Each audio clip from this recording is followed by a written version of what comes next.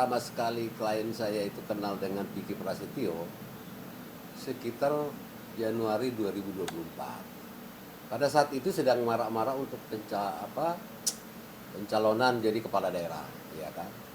Nah, jadi yang ngajak tempo hari adalah memperkenalkan dengan Bu Nunun, klien saya itu mantan suaminya. Dulu mereka masih bersama-sama. Nah, itu pertemuannya ada 3 kali. Pertama, kedua itu loh, belum bicara tentang uang itu. Nah, pertemuan ketiga dia membawa salah satu orang pegawai yang Bu Nunun kenal juga, namanya Renaldi, pegawai Pemda Kabupaten Bandung itu, Bandung Barat ya. Nah, di sanalah dia mengenal, dan itu kejadiannya di Kolonel Masturi Bandung Barat, di rumahnya Bu Nunun sendiri. Dan mereka suami istri masih akur waktu itu ya. Nah, saat itulah Vicky meminta uang itu dalam rangka untuk pencalonan, karena dia katanya uangnya terbatas. Dengan catatan suaminya Ibu Nunun ini akan ditandem dengan Mas Vicky sebagai calon wakil bupati, di mana Vicky menjadi calon bupatinya. Itu pembicaraan mereka. Kemudian dijanjikan hanya dipakai dalam tempo 3 hari. Ya. Alasannya nanti kan saya langsung dapat duit, akan segera dibayarkan. Kalau saya sih nggak masuk akal seperti itu. Nah itu, jadi ada 2 yang mendasari kenapa Bu Nunun ini memberikan uang itu yang 700 juta, karena suaminya akan ditandem menjadi calon wakil bupati. Kedua, Vicky menjanjikan dalam tempo 3 hari akan segera dikembalikan. Nah, meskipun berat hati, karena itu kan uang adalah uang hasil tabungan Bu Nunun sekian puluh tahun, dan itu adalah untuk hari tuanya. Bahkan Bu Nunun sempat bilang gini, saya tanya dulu deh anak-anak saya dan suami saya, boleh nggak, seperti apa.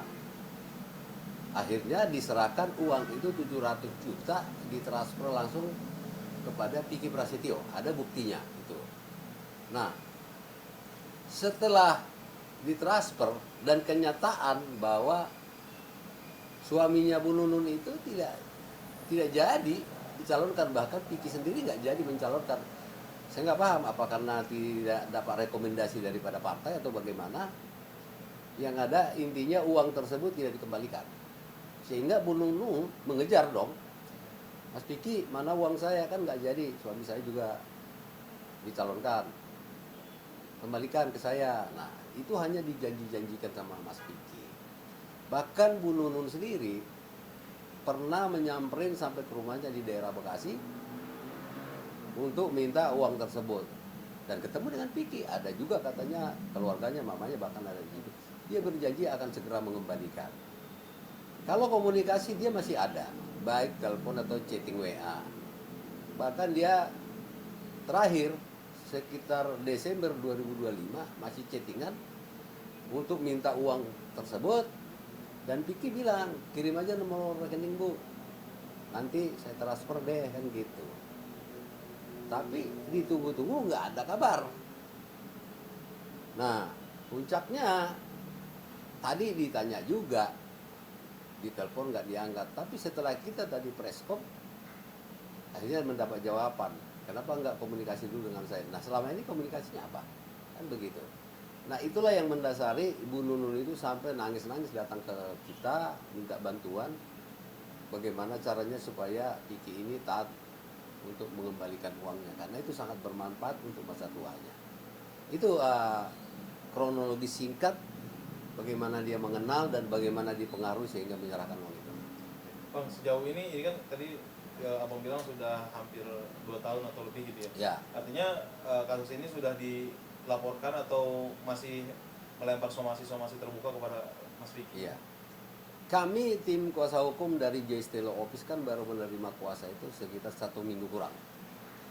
Dan data yang kami dapat bahwa Bu Nunun terdahulu pernah memberikan kuasa kepada rekan pengacara dan sudah dicabut. Kemudian kami yang dipercaya sekarang sudah disomasi selama 2 kali. Sehingga puncaknya pada sekitar bulan Juni 2024 itu sudah dibuat laporan di Polres Cimahi. Sudah dibuat laporannya di situ, tapi sampai sekarang perkara tersebut mengendap. Tidak jelas gitu loh. Inilah yang menjadi pertanyaan kita. Kenapa sih? Apa yang menjadi kendalanya? Dan kenapa SP2HP tidak dikirimkan kepada klien kami? Sesuai dengan peraturan Kapolri ataupun peraturan kepolisian tentang manajemen penyidikan di tindak pidana di tubuh Polri, kan dia wajib memberikan SP2HP, surat pemberitahuan hasil penyelidikan. Nah ini kan sudah hampir 2 tahun, sudah mau ulang tahun ini. Nanti bulan Juni sudah ulang tahun lagi untuk yang kedua tahun. Lalu apa tugas penyelidik di sana? Bagaimana tugas Polres Bandung Barat itu? Apa yang mereka kerjakan? Sejauh mana?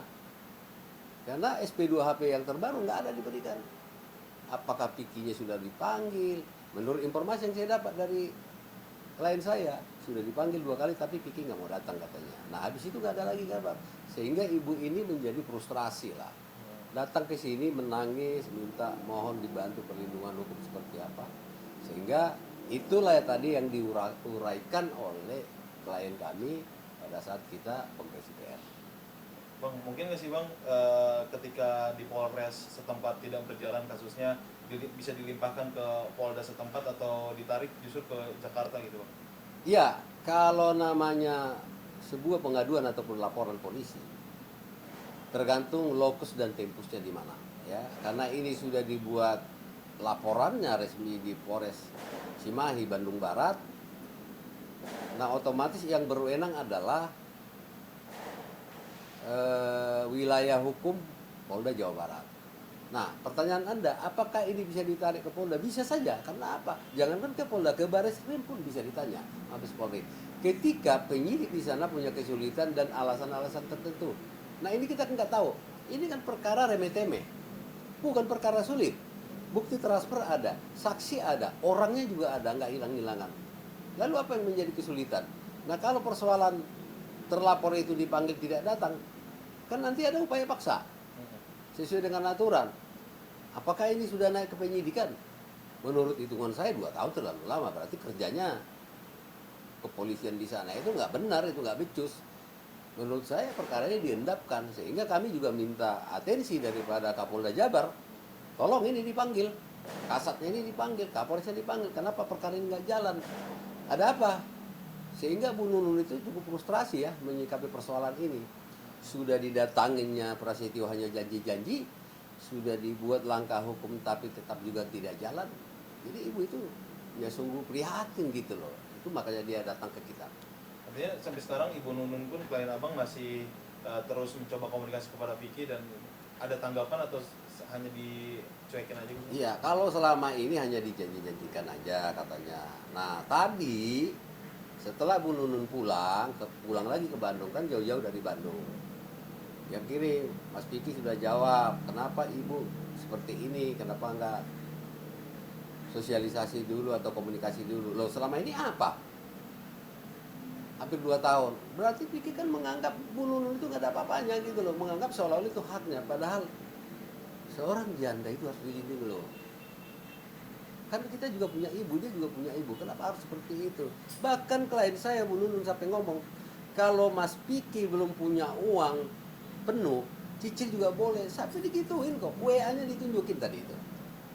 Ya berarti kan Mas Vicky-nya nggak mau kooperatif, nggak mau tanggung jawab. Loh kok sekarang malah jawab tadi, udah ramai begini kenapa nggak komunikasi dulu? Selama ini ditelepon nggak respon dengan cepat dan tidak ada realisasi. Siapa yang nggak kecewa? Bang, artinya setelah ini berita naik, mungkinkah Abang nanti akan mengunjungi Polres Bandung Barat untuk sekedar menanyakan gitu Bang? Ya pasti, karena kita kan baru menerima kuasa itu kurang lebih 1 minggu. Nah ini kan terbentur dengan libur ya. Iya. Jadi kemungkinan nanti setelah puasa 2 hari puasa baru kita ke Polres. Pasti kita tanyakan, Apa yang mendasari sehingga laporannya klien saya tidak jalan? Kesulitan apa? Terus SP2HP kenapa nggak diberikan ke kita? Ya berarti penyidiknya tidak becus. Dia perlu diperiksa itu sama Propam. Kita nanti akan melaporkan ini ke Propam Polri dan Irwasum. Karwas ini kita akan laporkan. Kalau ini saja tidak jalan dengan baik gitu loh, dan tidak ada transparansi. Sementara sekarang kita sudah menganut hukum yang lebih terbuka, dan kita bisa menggugat pra peradilan nanti penyidik itu sesuai dengan hukum acara yang baru sekarang. Kalau dia tidak menindaklanjuti, mengendapkan, bisa kita mohonkan pra peradilan. Itu aturan yang baru, berbeda dengan KUHP yang lama gitu loh. Jadi itu yang pertama. Yang kedua, nanti kita juga akan mengajukan gugatan perdata, perbuatan melawan hukum. Jadi paralel nanti gitu loh. Mana? Kalau kami sih mengimbau kepada PT Prasetyo segera selesaikan, karena itu adalah hak seorang janda. Tolong pahami itu, seorang ibu yang sudah tua. Jangan diabaikan begitu saja. Apalagi Kiki kan public figure ya. Saya ngelihat juga usahanya banyak. Menurut klien saya dia juga baru beli rumah katanya. Bahkan dia ada kerjasama dengan Nunung Sri Mulat katanya untuk kerjasama dalam bidang kuliner. Nah berarti ada uangnya dong. Nah kenapa uang yang 700 juta milik klien saya nggak dikembalikan? Ada apa? Berarti kan dia menganggap sepele, nggak menganggap klien saya itu diperhatikan, tidak. Sementara dia hampir tiap hari di TV tampil gitu loh. Jangan menari-nari di atas penderitaan klien saya itu. Ya, kalau kita mengacu, karena ini laporan dibuat pada bulan Agustus 2024, maka mengacu kepada KUHP yang lama, yaitu dulu masih dikenakan pasal 378 dan 372, ancamannya 4 tahun penjara. Nah sekarang karena itu sudah diganti dengan adanya undang-undang yang baru dan baru disahkan tanggal 2 Januari 2026, maka pasalnya hampir mirip, tetapi menjadi pasal 492 untuk penipuan dan pasal 486 untuk penggelapannya. Ancamannya sama, hanya diperluas, ada denda di sana maksimum 200 juta. Jadi lebih progresif ya, ada ancaman di sana. Terus ketika penyidik pun tidak transparan, kita bisa mengajukan pra peradilan.